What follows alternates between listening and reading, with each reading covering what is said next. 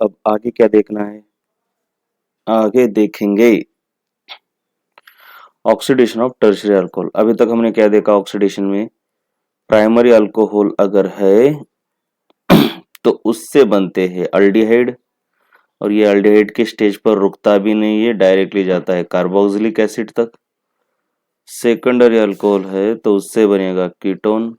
अब इसका आगे ऑक्सीडेशन डिफिकल्ट होता है, अगर हुआ भी तो कार्बन की कार्बन कार्बन बॉन्ड ब्रेकिंग हो जाती है। टर्शियरी अल्कोहल का ऑक्सीडेशन बहुत कॉम्प्लिकेटेड है। क्यों? क्योंकि हमने देखा ऑक्सीडेशन होने के लिए ये जो अल्फा कार्बन है उसके ऊपर का वो एच और ये एच, ये दो एच चले जाते हैं। लेकिन जब आपके पास टर्शियरी अल्कोहल आता है बेटे, तो टर्शियरी अल्कोहल के पास तो अल्फा हाइड्रोजन है ही नहीं। देखो जरा, इसके ऊपर हाइड्रोजन दूसरा है ही नहीं, बस ये अकेला ही है, तो इसका ऑक्सीडेशन नहीं होता। एक्चुअली इसका ऑक्सीडेशन बहुत ही कॉम्प्लिकेटेड है। कैसे है?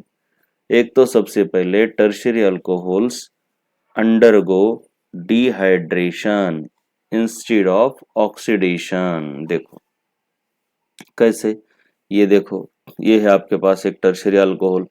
अब ये क्या करेगा, इसके पास इस अल्फा कार्बन के पास ये बच्चा तो अल्फा है, इसके ऊपर अब हाइड्रोजन है ही नहीं, बस एक ही हाइड्रोजन है, तो इसका ऑक्सीडेशन नहीं होता। अगर अब माइल्ड कंडीशन में तो इसका कुछ होता ही नहीं, प्राइमरी और सेकेंडरी दोनों का ऑक्सीडेशन माइल्ड कंडीशन में हो जाता है।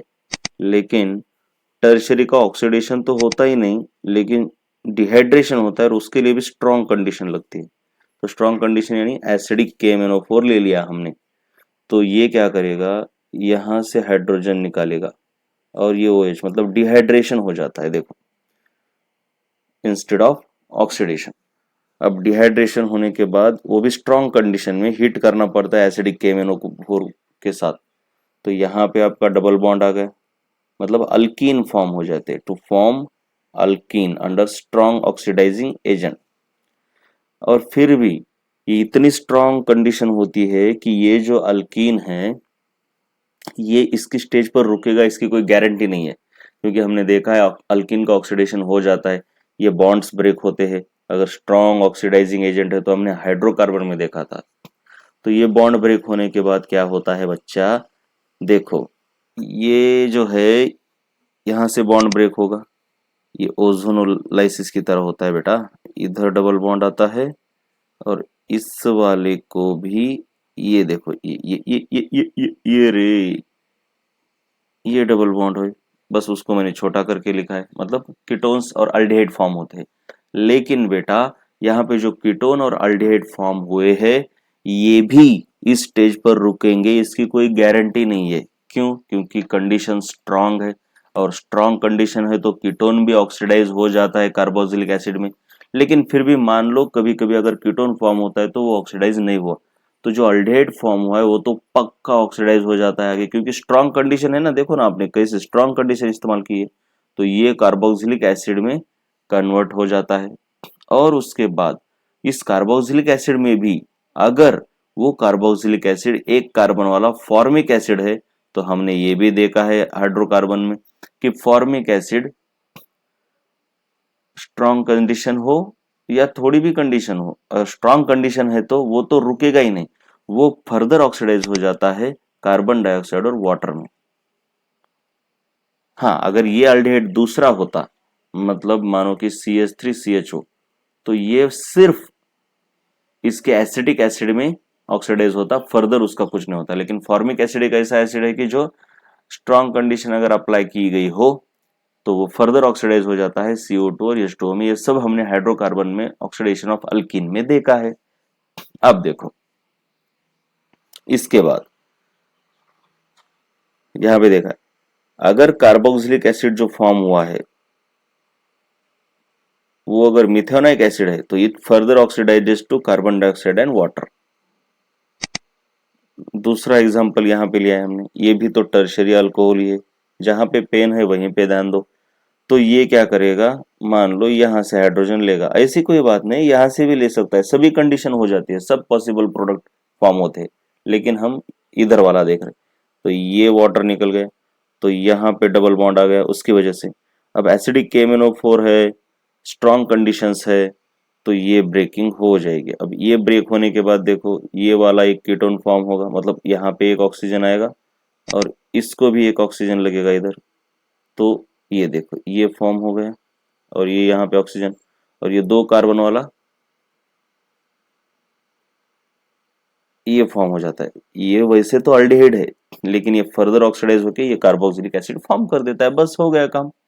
ऐसे हो जाता है रे बेटे। और अगर, ये भी तो इंपॉर्टेंट बात बतानी रह गई, हमने ये भी देखा था, लगे हाथ बता देता हूं, ये जो अल्कीन फॉर्म हुआ है इसके साथ अगर एसिडिक KMnO4 का इस्तेमाल करते हो तो ये बॉन्ड ब्रेक हो जाता है और अल्डेहाइड्स और कीटोन फॉर्म हो जाते हैं। अल्डेहाइड कार्बोक्सिलिक एसिड में बदल जाते हैं और वो कार्बोक्सिलिक एसिड अगर फॉर्मिक एसिड है तो वो तो आगे CO2 और H2O में चला जाता है।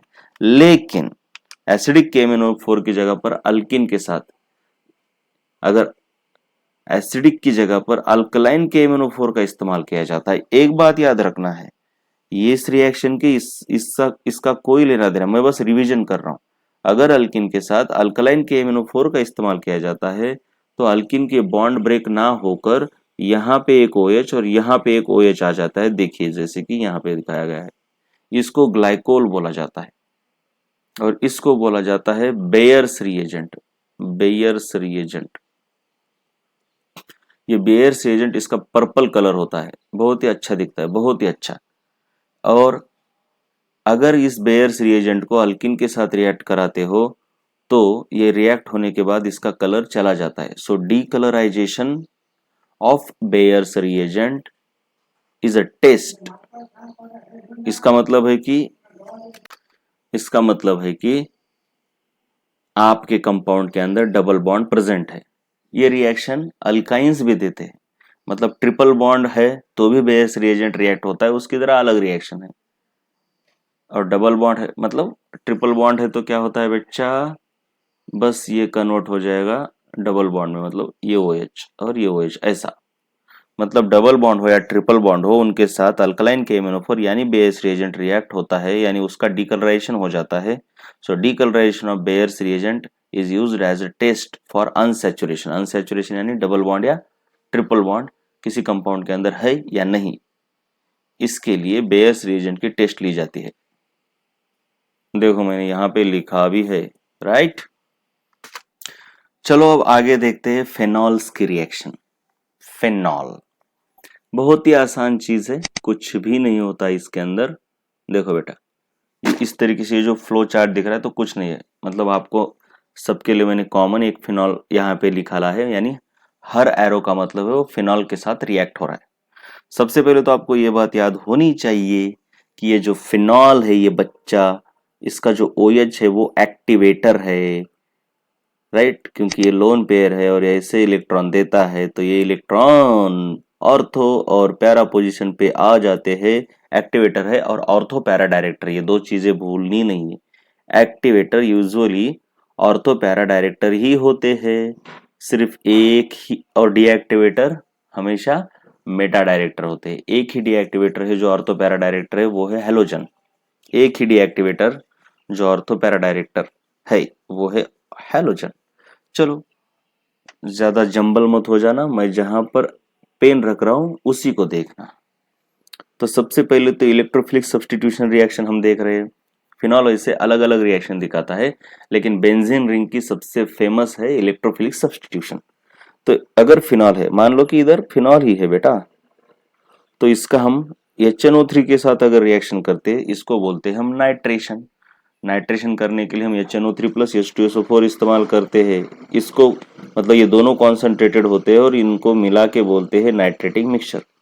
अगर HNO3 कॉन्सेंट्रेटेड HNO3 और H2SO4 के साथ रिएक्शन होती है तो आपके ऑर्थो, सभी ऑर्थो और पैरा पोजीशन पर NO2 आ जाता है और ये हाईली इलेक्ट्रॉन विड्रॉइंग ग्रुप है। तो ये इलेक्ट्रॉन विड्रॉइंग ग्रुप की वजह से फिनॉल की एसिडिटी बढ़ जाती है। फिनॉल तो ऑलरेडी एसिडिक है, लेकिन फिर NO2 लगाने पर उसकी एसिडिटी तो और ज्यादा बढ़ जाती है। तो इतनी बढ़ जाती है कि एसिड बिल्कुल प्योर एसिड की तरह बिहेव करता है, इसलिए इसको एक नाम दिया है पिक्रिक एसिड। वैसे इसका आयुपैक नेम होगा बेटा 1 2 3 4 2 सॉरी इधर 5 और इधर 6 246 ट्राइनाइट्रोफिनॉल 246 ट्राइनाइट्रोफिनॉल, राइट। लेकिन उसी जगह पर अगर आप HNO3 डाइल्यूट लेते हो तो सिर्फ ऑर्थो पोजीशन पर NO2 आ जाता है या फिर पैरा पोजीशन पर NO2 आता है। इसमें से जब ऑर्थो पोजीशन पर NO2 आता है तो वो वाला प्रोडक्ट मेजर है और ये वाला प्रोडक्ट माइनर है। अब यहां पे देखना है बहुत इंपॉर्टेंट बात आपको, एक डाइल्यूट है तो सिर्फ मोनोनाइट्रेशन हो रहा है बेटा, मतलब एक ही जगह पर नाइट्रो ग्रुप आ रहा है, और कॉन्सेंट्रेटेड है तो पॉलीनाइट्रेशन मतलब ट्राइनाइट्रेशन हो रहा है। अब याद रखना है ये जो ऑर्थो नाइट्रोफिनॉल है और ये पैरा नाइट्रोफिनॉल है, इन दोनों के बीच इंटरेस्टिंग चीज है। एक तो सबसे पहली बात कि ये इंट्रामोलिकुलर हाइड्रोजन बॉन्डिंग दिखाता है, और ये जो बच्चा है ना ये इंटरमोलिकुलर हाइड्रोजन बॉन्डिंग दिखाता है। ये हमने बॉन्ड चैप्टर में देखा है, लेकिन फिर भी मैं बता देता हूँ किस तरीके से। देखो जरा, अरे देखो तो जरा, देखो अगर आपके पास ऑर्थो वाला बच्चा है तो ऑर्थो वाला क्या करेगा, अरे क्या करेगा रे, ये देखो इधर O है, इधर H है इससे, और इधर बेटा ये जो N है, N ये इसका O है और इसका ये O है, तो इसके बीच ये है हाइड्रोजन बॉन्डिंग। समझ में आ रहा है, ये डेल्टा निगेटिव होता है, ये डेल्टा पॉजिटिव होता है। तो ये जो हाइड्रोजन बॉन्डिंग है एक मॉलिक्यूल के अंदर ही दो एटम के बीच है, तो इसको बोलते हैं इंट्रामोलिकुलर हाइड्रोजन बॉन्डिंग। चलो ये तो हो गया। लेकिन ये बच्चा तो ऐसा नहीं कर सकता। क्यों नहीं कर सकता, क्यों नहीं कर सकता देखेंगे हम। ये देखो इसको बहुत ही मतलब इतना करीब नहीं है ना बेटा, ये देखो तो यहाँ पे जो हो रही ना ये तो 6 मेंबर वाली रिंग बन रही है, तो ये स्टेबल होती है, तो ये बहुत ही कंफर्टेबली इंट्रामोलिकुलर हाइड्रोजन बॉन्ड हो जाता है। लेकिन ये नहीं कर पाता, कुछ भी करो, इतना भी इधर आ जाए तो ये कैसे कैसे, मतलब ये देखो ना, ये कहाँ से, ये ऐसे थोड़ी होता है इतना। तो बहुत पैरा पोजीशन वाला नाइट्रो ग्रुप बहुत ही दूर है, इसलिए वो इंट्रा मॉलिक्यूलर हाइड्रोजन बॉन्डिंग नहीं कर सकता। लेकिन वो बच्चा इंटर मॉलिक्यूलर हाइड्रोजन बॉन्डिंग कर सकता है। इस तरीके से देखो जरा,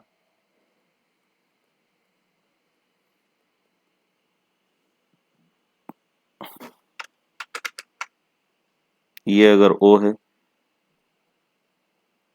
और दूसरा फिनॉल ले लो रे बेटा, तुम ले लो रे, इधर NO2 अब निकाल रहा हूं मैं, इधर देखो ये OH, तो ये देखो ये इन दोनों के बीच ये हाइड्रोजन बॉन्डिंग हो रही ना, तो एक मॉलिक्यूल की दूसरे मॉलिक्यूल के साथ है, तो ये इंटरमॉलिक्यूलर हाइड्रोजन बॉन्डिंग है, ये इंट्रा है।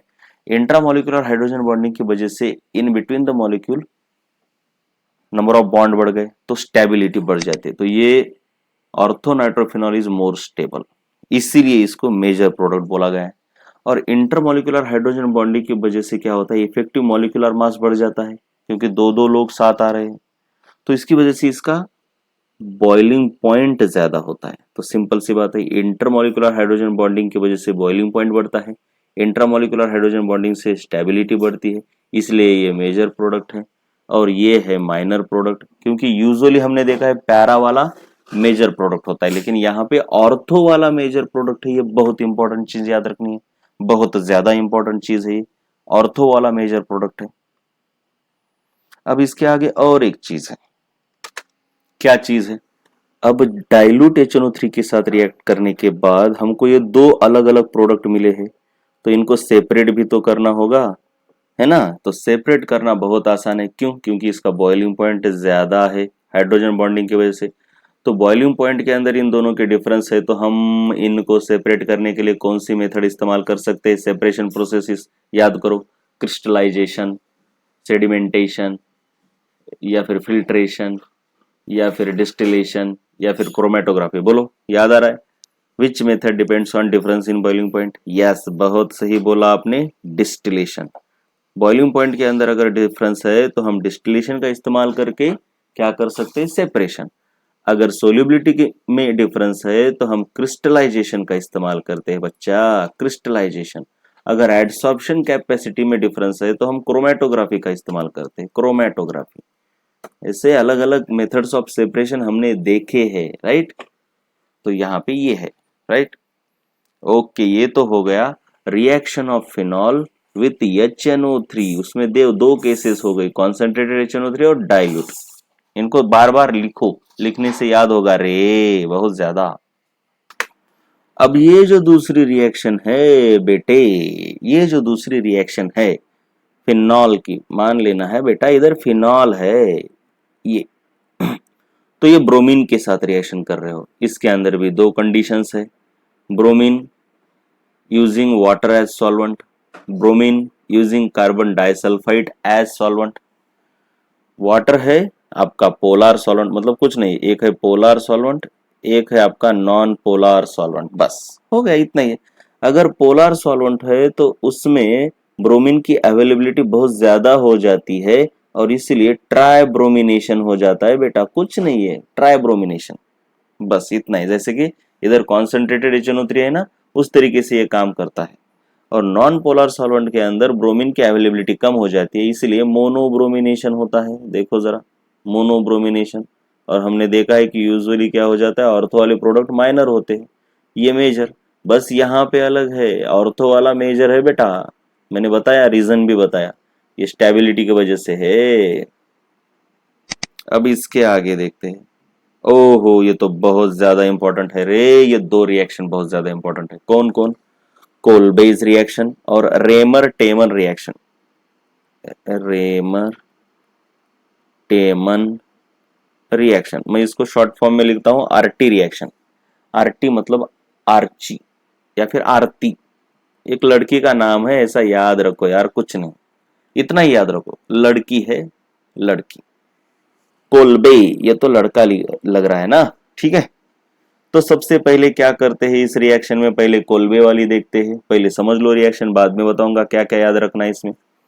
बेटा ये फिनॉल है, फिनॉल की रिएक्शन हमको कोलबेज रिएक्शन में कार्बन डाइऑक्साइड के साथ करनी होती है, कार्बन डाइऑक्साइड के साथ। अब ये याद रखना है, कार्बन डाइऑक्साइड वैसे तो इसके अंदर जो कार्बन है वो इलेक्ट्रोफिलिक है, ये देखो, ये डेल्टा माइनस। बात समझ में आ रही है क्या? मैकेनिज्म बाद में बताऊंगा, पहले रिएक्शन तो समझ लो। अब ये कार्बन इलेक्ट्रोफाइल है लेकिन वीक इलेक्ट्रोफाइल है बच्चा। अब इस वीक इलेक्ट्रोफाइल को अगर फिनॉल के ऊपर रिएक्शन मतलब अटैक करना है तो हमको फिनॉल को स्ट्रॉन्ग न्यूक्लियोफाइल बनाना पड़ेगा, क्योंकि दोनों अगर वीक हो गए तो कौन रिएक्ट करेगा, तो इसको हमें स्ट्रॉन्ग बनाना पड़ता है। किसको? इस फिनॉल को, इस फिनॉल को हम स्ट्रॉन्ग बनाएंगे रे, बहुत ज्यादा स्ट्रॉन्ग बनाएंगे। कैसे बनाएंगे फिर? ठीक है, तो याद रखना है, हम इसको करेंगे सोडियम हाइड्रोक्साइड के साथ रिएक्ट।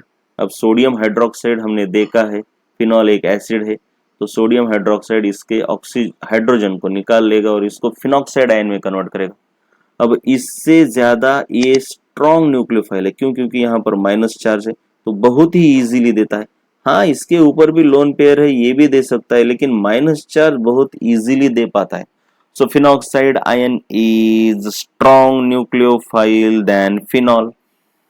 सो हमने इस रिलेटिवली वीक न्यूक्लियोफाइल को हमने रिलेटिवली स्ट्रॉन्ग न्यूक्लियोफाइल में सबसे पहले कन्वर्ट कर दिया। ये बहुत इंपॉर्टेंट बात है। सो पहली स्टेप तो हमने, मतलब इसका एक्चुअली रिएक्शन से कोई काम नहीं, इसका रिएक्शन से इतना ही काम है कि हमने इसको कन्वर्ट कर दिया, राइट। किसमें कन्वर्ट कर दिया बच्चा? हमने कन्वर्ट कर दिया सोडियम फिनॉक्साइड में। ऑफ कोर्स ये आयोनिक है तो ये नहीं रहेगा रे बेटा, ये माइनस ही रहेगा और सोडियम कहीं घूम रहा होगा इधर उधर किसी के पीछे, राइट। हो गया ये। अब हम रिएक्शन करते हैं CO2 के साथ पहले स्टेप में, और उसके बाद इसको H+, ये बाद में देखेंगे। पहली स्टेप ये समझ लो आप, CO2 के साथ। मैकेनिज्म साथ में ही बता देता हूं यार क्या है इसमें। देखो देखो बच्चे, क्या होता है ना, एक तो सबसे पहली बात हमने क्या किया है, ये फिनॉक्साइड आयन है हमारे पास, तो ये जो फिनॉक्साइड आयन है ये क्या करता है, इसके अंदर इलेक्ट्रॉन दे देता है रेजोनेंस के। अब मान लो ये कुछ कुछ कुछ ऐसा है रे, ऐसा समझो, ठीक है।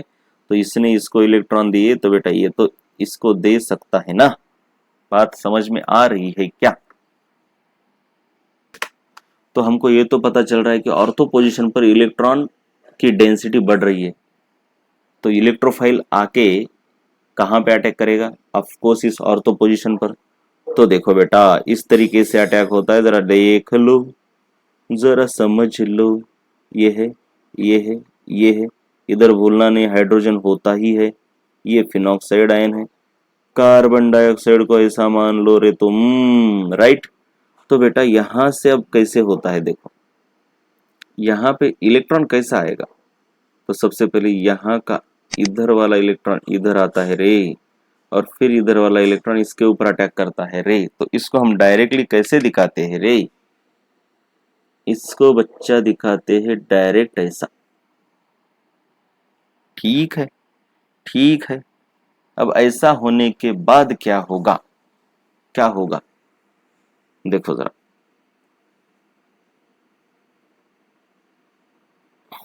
ये तो सिंगल बॉन्ड हो जाएगा, ये ऑक्सीजन माइनस है, और इधर प्लस चार्ज आएगा बेटा। ये तो वैसा ही, ये तो वैसा ही, और ये देखो इसके ऊपर कैसे अटैक करेगा? ये 5 बॉन्ड थोड़ी करेगा, तो जल्दी से इधर जाता है। तो ये ऑक्सीजन माइनस, ये डबल बॉन्ड, और यहाँ पे हाइड्रोजन है, इसको भूलना नहीं, बिल्कुल नहीं। तो अब इस कार्बन को प्रॉब्लम हो रही है, तो वो बोलेगा भाई मेरे को तो माइनस चार्ज दे ही दो, तुमने ले लिया मेरा इलेक्ट्रॉन। तो सबसे आसान काम होता है इलेक्ट्रॉन लेना, किससे? हाइड्रोजन से। तो बेटा ये हाइड्रोजन का इलेक्ट्रॉन इधर जाएगा। अब ये तो बेचारा अकेला पड़ गया, इसको जरूरत है माइनस चार्ज की, तो ये बोलेगा बच्चे तू मेरा ले ले। मतलब कुछ नहीं, बस इलेक्ट्रॉन को घुमाते रहते ये लोग, बिल्कुल फ्रॉड होते, कुछ नहीं करते, बस इलेक्ट्रॉन को घुमाओ। तो ये फिनॉक्साइड, बात सही है ना, बात सही है ना। तो इधर देखो ये कार्बन, ये डबल बॉन्ड ऑक्सीजन, इधर तो वो, और ये H भी तो आ गया ना बच्चा। तो ये CO2 है तो कार्बोक्सिलिक एसिड में कन्वर्ट हो गया रे, और फिर यहाँ पे डबल बॉन्ड आ गया, फिर ये प्लस चार्ज भी चला गया। समझ रहा है ना, समझ रहा है ना तुम? हो गया ये काम। अब हमको चाहिए ओरिजिनल फिनॉल, क्योंकि हमारे पास तो हम रिएक्शन फिनॉल की कर रहे थे ना बेटा। बस हमने क्या कर दिया, इस बच्चे को, इस फिनॉल को हमने कन्वर्ट कर दिया था फिनॉक्साइड में। क्यों कर दिया था? हमको स्ट्रॉन्ग न्यूक्लियोफाइल चाहिए था। अब हो गया काम, रिएक्शन हो गई। तो इसको फिर से क्या करना है, हमको फिनॉल में कन्वर्ट करना है, मतलब इसका H वापस दिलाना है। तो हम एक ही काम करते, H प्लस के साथ वॉशिंग करते, एसिडिक वॉशिंग बोलते इसको। तो क्या हो जाता है, क्या जाता है रे? ये सब स्टेप्स तुमको लिखनी है तो लिख भी लो मैकेनिज्म की, राइट। वैसे एनसीईआरटी में दिया नहीं है, लेकिन हमको पता होनी चाहिए। कुछ इंपॉर्टेंट रिएक्शन, नेम रिएक्शन है तो उनके मैकेनिज्म्स पता होने चाहिए। तो ये हो गया OH, ये हो गया हमारा फाइनल प्रोडक्ट। देखो देखो ये बंदा, मतलब पहली स्टेप में CO2 के साथ रिएक्शन, और फिर बाद में हमने एसिड के साथ वॉश कर लिया। तो हमें ये जो मिला इसका नाम है बेटा, एक तो आप कुछ भी बोल सकते हो, ऑर्थो हाइड्रोक्सी कार्बोक्सिलिक एसिड, या फिर ऑर्थो कार्बोक्सी फिनॉल। इसका कॉमन नाम है, सॉरी कार्बाल्डिहाइड, कार्बाल्डिहाइड नहीं, कार्बोक्सिलिक एसिड ही बोलते हैं, ऑर्थो कार्बोक्सिलिक एसिड फिनॉल, या फिर सैलिसाइलिक एसिड, इसको बोलते हैं सैलिसाइलिक एसिड। बस हो गया ये काम। इसके स्टेप्स देख लो, ये है मैकेनिज्म के स्टेप्स, इधर मैंने लिखे हैं राइट हैंड साइड में। अब हम आगे वाली रिएक्शन को चलते हैं, उसको बोलते हैं रेमर टेमन रिएक्शन, ठीक है। चलो अब हम दूसरी रिएक्शन देख रहे हैं, Raymer Tiemann reaction. Name reaction का एक ही होता है, मतलब नेम रिएक्शन बहुत फेमस होते हैं, उसके अंदर का मैकेनिज्म पूछते हैं, स्टेप्स पूछते हैं। अब वैसे आपको कोल्बे और रेमन टेमन दोनों का मैकेनिज्म नहीं है, स्टेप्स इंपॉर्टेंट है। मैं बताऊंगा कैसे क्वेश्चन आते हैं और मैकेनिज्म भी बताऊंगा। अब कोल्बे का मैकेनिज्म बहुत ही आसान था, अब आरटी का मैकेनिज्म थोड़ा डिफरेंट है, तो मैं वो बाद में बताऊंगा, सिलेबस में नहीं है, लेकिन क्या है सिलेबस में तो उसके स्टेप्स है। तो क्या है देखो, तो सबसे पहले फिनॉल को CHCl3 यानी क्लोरोफॉर्म ट्राइक्लोरोमीथेन और NaOH या फिर KOH के साथ रिएक्ट कराते हैं। तो इसमें भी क्या होता है, ये सबसे पहले NaOH जो है इस फिनॉल को फिनॉक्साइड में कन्वर्ट करता है। तो हमको याद रखना है कि NaOH का यही इतना ही काम है, इसको फिनॉक्साइड में कन्वर्ट करेगा, और भी काम है उसके आगे, वैसा नहीं है। यहाँ पे सिर्फ फिनॉक्साइड में कन्वर्ट करना इतना ही काम था, लेकिन यहाँ पे इसके जरा ज्यादा काम है, वो देखेंगे बाद में। और फिनॉक्साइड में कन्वर्ट होने के बाद यानी ऑफकोर्स ON है, तो ये जो CHCl3 है इसके अंदर से HCl निकल जाता है और ये HCl2 ऐसा बनता है। मतलब अब कुछ भी मैकेनिज्म तो बाद में देखेंगे ना। तो ये पहली स्टेप है, ये जो पहला इंटरमीडिएट फॉर्म हो रहा है ये इंपॉर्टेंट है, ये देखो यहाँ पे, ठीक है, ये यहाँ पे CS क्लोरोफॉर्म की वजह से और ये NaOH की वजह से हो गए। इसके बाद फिर इसकी रिएक्शन NaOH के साथ कर रहे हैं हम, तो हमको पता है एक्वेस NaOH हैलोजन डेरिवेटिव्स में हैलोजन को निकाल देता है, यानी ये दोनों Cl2 के जगह पर क्या आएगा रे, मैं इधर लिख लेता हूं जरा, इधर इधर ऐसा, ये तो आपका ऊपर ON है ही, लेकिन ये जो CH है ना बेटा, तो यहाँ पे एक OH आएगा और दूसरा एक OH, और हमको पता है एक कार्बन के ऊपर दो OH अनस्टेबल रहते हैं तो इनका डिहाइड्रेशन हो जाता है, तो बन जाता है अल्डिहाइड। ये देखो अल्डिहाइड बन गया। और इस Na को निकालने के लिए हमने एसिड के साथ वॉश कर लिया, तो ये Na भी निकल गया और ये बन गया OH, राइट। तो इन दोनों रिएक्शन में ये जो फॉर्म हुआ ये फाइनल इसको बोलते हैं सैलिसाइलाल्डिहाइड। ऑफकोर्स आयुपैक नाम इसका क्या होगा, ऑर्थो कार्बाल्डिहाइड फिनॉल या फिर ऑर्थो हाइड्रोक्सी बेंजाल्डिहाइड, ऐसे कुछ भी बोल सकते हैं उसको, या फिर पूरा का पूरा नाम ऐसा, इसको 1 बोलो इसको 2 बोलो, नहीं प्रायोरिटी तो इसको देंगे रे, तो इसको 1 बोलो और इसको 2 बोलो, तो 1 कार्बाल्डिहाइड 2 हाइड्रोक्सी बेंजीन ऐसा भी बोल सकते हो इसको। अब ज्यादा काम की बात है कि इसमें पूछते क्या है, तो दोनों रिएक्शन में याद रखो, अभी तो दोनों रिएक्शंस में मैं क्या बता रहा हूं, अभी स्टेप्स बता रहा हूं क्या पूछते, तो आपको याद रखना है फिनॉल, फिनॉल के बाद ये फिनॉक्साइड और इसके बाद ये कार्बोक्सिलिक एसिड यानी सैलिसिलिक एसिड फॉर्म होता है। तो यहां पे ये इंटरमीडिएट है और ये, और स्टेप्स भी कैसे, पहले फर्स्ट ये कोल्बे में first react with NaOH, then CO2 is added and finally it is washed with acid, ये स्टेप्स है। यहां पे क्या है, first reaction with chloroform and NaOH, then NaOH and then washing with acid, ऐसा पूछते which of the following is correct sequence of steps in Kolbe's reaction, which of the following is correct sequence of steps in Reimer Tiemann reaction. तो उसमें उल्टा तिल्टा करेंगे, Raymer टेमन में जैसे कि बोलेंगे first we react with we wash with acid, then there is reaction with chloroform and then final there is treatment with NaOH, ऐसा उल्टा करेंगे। तो हमको पता होना चाहिए first the compound is treated with NaOH, या फिर in alkaline medium phenol is reacted with chloroform and then there is final washing with acid, ये ऐसा पूछते। रेमर टेमन में एक बहुत ज्यादा फेमस क्वेश्चन होता है कि what is the attacking reagent, यहाँ पे कौन है अटैकिंग रिएजेंट। तो ये जो फॉर्म हो रहा है ना बेटा, ये हमको तो वैसे तो ये क्लोरोफॉर्म दिख रहा है, लेकिन ना इससे एक इंटरमीडिएट फॉर्म होता है जिसका नाम आपको अभी तक पता नहीं है, एनसीईआरटी में नहीं है यूजुअली ये नाम।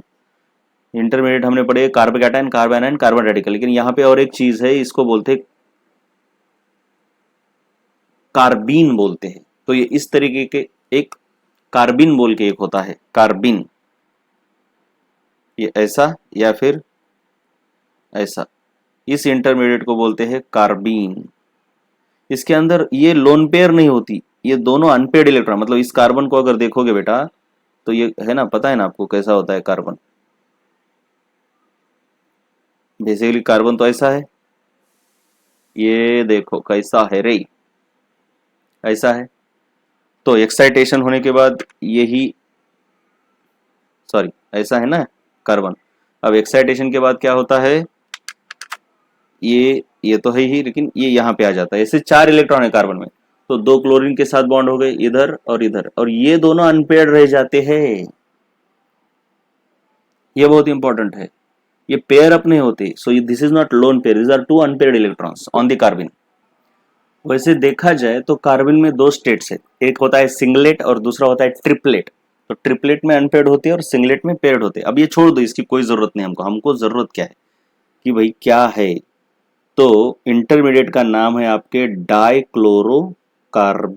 डाइक्लोरोकार्बीन, ये एक याद रखना। और एक चीज होती है, कोलबेज रिएक्शन में अटैकिंग इलेक्ट्रोफाइल कौन है, तो कार्बन डाइऑक्साइड इलेक्ट्रोफाइल है, याद रखना है। ये न्यूट्रल इलेक्ट्रोफाइल है, this is electrophile due to polarisation. और ये कार्बन है, कार्बन डाइऑक्साइड के अंदर का कार्बन वीक इलेक्ट्रोफाइल होता है। ये चीजें हैं। अब हम दूसरा एक याद रखना है, कोलबेज रिएक्शन में सैलिसाइलिक एसिड होता है। देखो ये तो एसिड है, ये तो अल्डेहाइड है, नाम तो पता चलेगा, लेकिन कंफ्यूज होता है कोलबे में एसिड है या कोलबे में अल्डेहाइड है, ये क्रॉस कनेक्शन होता है। और आरटी में सैलिसाइलिक एसिड ऐसा लगता है, लेकिन इसको याद कैसे रखेंगे, मैंने बोला आपको याद रखना है। आरटी का मतलब आरती है, ये लड़की है, और ये कोलबे मतलब लड़का हो गया। अब दोनों में से थोड़ा सख्त कौन होता है, सख्त मतलब डेंजरस। थोड़ा ऑन एन एवरेज लड़के थोड़े डेंजरस होते हैं, ऐसा याद रखो यार। तो एसिड भी तो डेंजरस ही होता है, तो ये डेंजरस हो गया, तो कोलबे में एसिड पैदा होता है। इतना ही याद रखो, बस हो गया काम खत्म। अब हम देखेंगे इसका मैकेनिज्म, जो कि आपके सिलेबस में नहीं है, इंटरेस्ट है तो देख लो, बस ज्यादा टेंशन मत लो। चलो, हमने अब बहुत सारे स्टेप्स वगैरह देख लिए, जब बहुत सारे स्टेप्स देख लिए, लेकिन अभी हमको ओवरऑल रिएक्शन देखने की एक्चुअली होता क्या है। तो देखो कोलबेज रिएक्शन में कुछ भी नहीं है, ये है इनिशियल रिएक्टेंट और ये है आपका final reactant, product. By product कुछ भी नहीं है, लेकिन रेमर टेमन में ये रिएक्टेंट है और प्रोडक्ट ये है हमारा दिखाया हुआ। लेकिन ये बाय प्रोडक्ट यूजुअली कहीं पे दिखाए नहीं जाते, लेकिन ये बाय प्रोडक्ट है। कोलबे में क्यों नहीं है, क्योंकि CO2 के मतलब ये तो हो गया CO और यहाँ का H, इसको मिला के कुछ नहीं COH बना रहे हैं।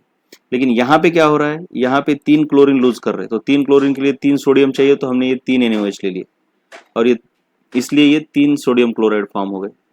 और फिर इस तीनों के OH से और इसके H से 3 वाटर फॉर्म हो रहे हैं, और इसका जो H है ये तो यहीं से आ गया। तो ये है आपका ओवरऑल बैलेंस। बस देखो जेई मेन और नीट के लिए एनसीईआरटी में जो मैकेनिज्म नहीं है उनको रटना नहीं है, बस उनको देख लेना है, मतलब समझ लेना है, क्योंकि उससे ना आपकी जनरल केमिस्ट्री की अंडरस्टैंडिंग बढ़ती है।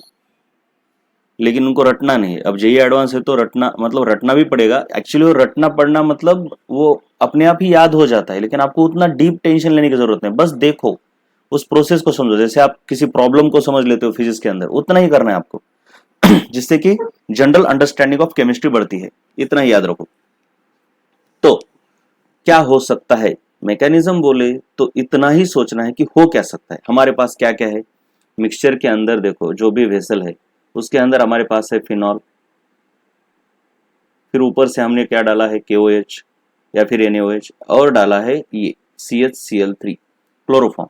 तो सिंपल सी बात है, क्लोरोफॉर्म के बीच एक ही चीज याद रखनी है आपको, ये जो भी क्लोरोफॉर्म है ना, इसके अंदर ये जो हाइड्रोजन है इसके ऊपर बहुत ज्यादा टेंशन है। क्यों, क्योंकि ये 3-3 कार्बन है बेचारे, 3-3 क्लोरीन है, तो ये बहुत इलेक्ट्रॉन खींच रहे हैं, बहुत इलेक्ट्रॉन। तो ये जो हाइड्रोजन है हाईली एसिडिक बन जाता है, बहुत ही ज्यादा एसिडिक। तो सिंपल सी बात है, जब भी OH आएगा इधर बेटे, इधर जब भी OH आएगा, KOH के अंदर जो OH होता है ना, तो ये तो इस एसिड को मतलब इसको बहुत ही आसानी से खींच लेगा रे, और होगा क्या रे, ये इधर जाएगा, राइट।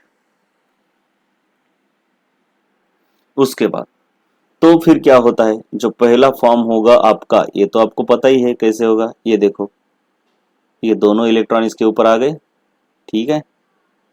ऑफ कोर्स ये क्लोरीन और ये भी क्लोरीन है, और अब आ गया इसके ऊपर माइनस चार्ज। ये लोन पेयर की वजह से ही माइनस चार्ज आ गया, मतलब ये इलेक्ट्रॉन ले लिए इसने।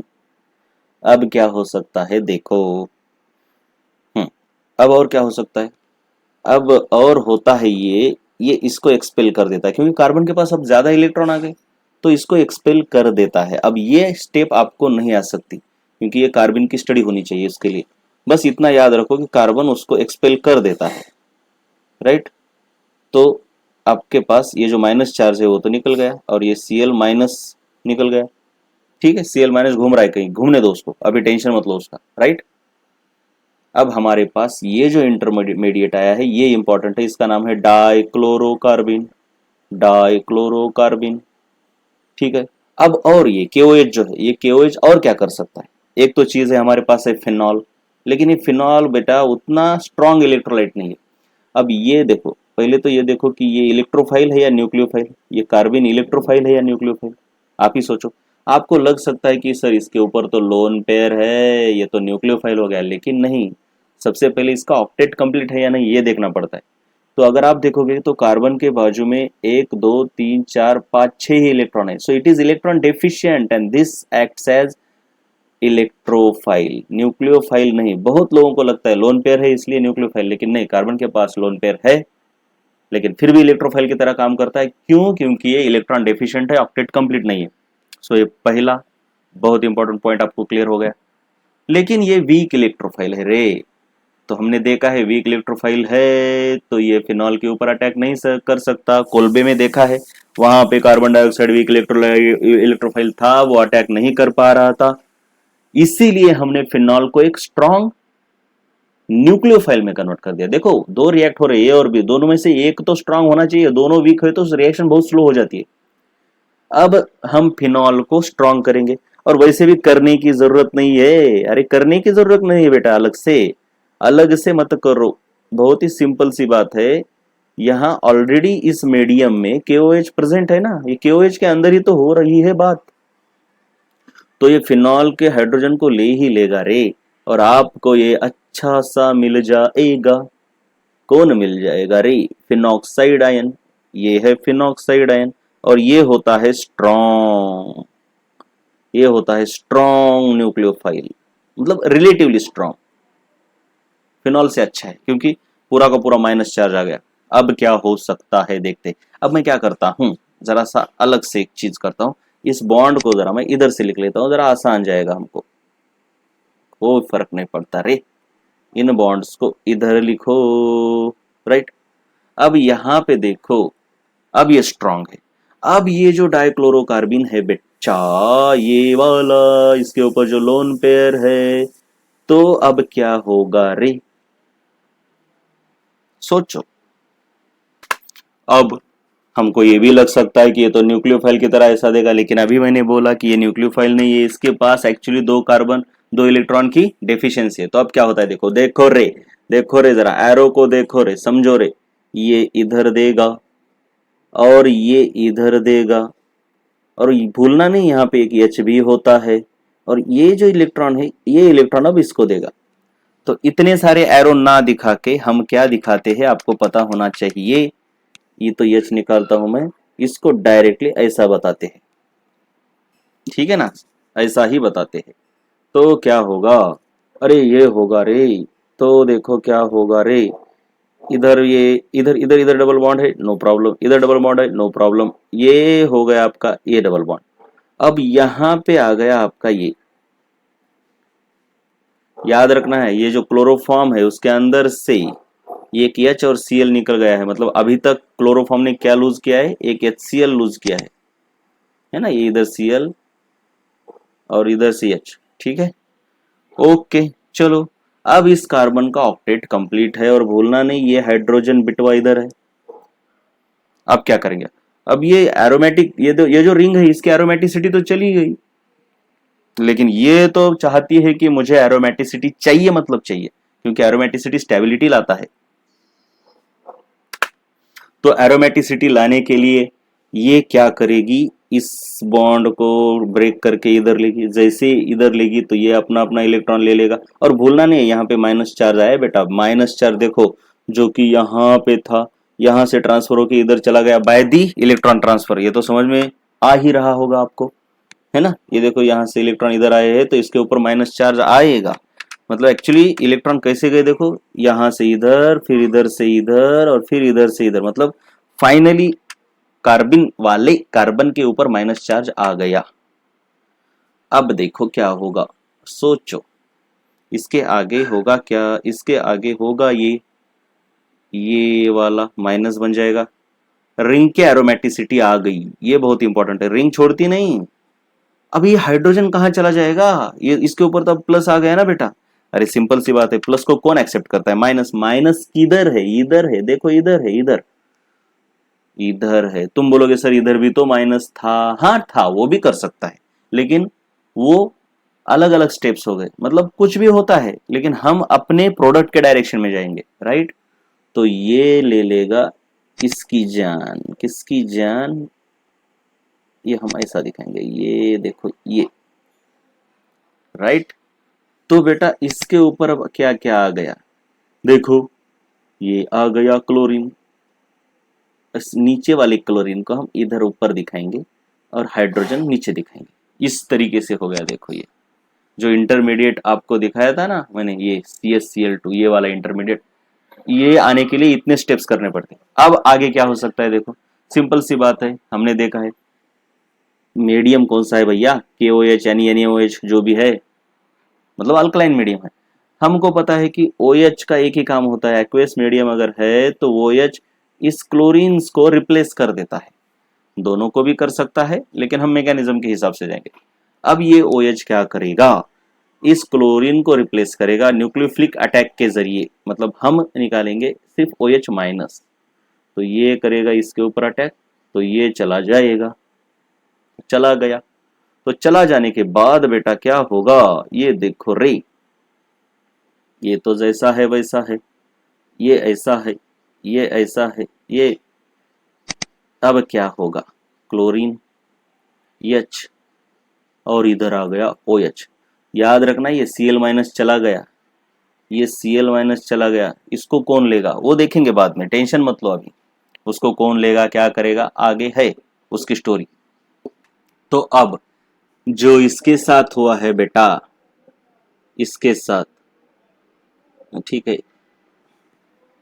तो अब इसके साथ भी तो हो सकता है। मतलब और एक OH माइनस क्या कर सकता है, इसके ऊपर अटैक कर सकता है ना इसे, और यहाँ पे अटैक करेगा तो ये तो चला जाएगा। तो आपके पास आ गया ये इधर तो दो OH आ गए रे।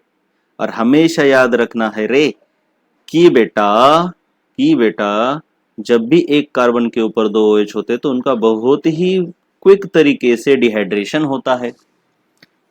ये तो डिहाइड्रेशन हो गया, और ये डिहाइड्रेशन तो होता ही है, और हमको इसको फिनॉल में रिस्टोर भी तो करना है, तो हम एसिड के साथ वॉश कर लेते हैं।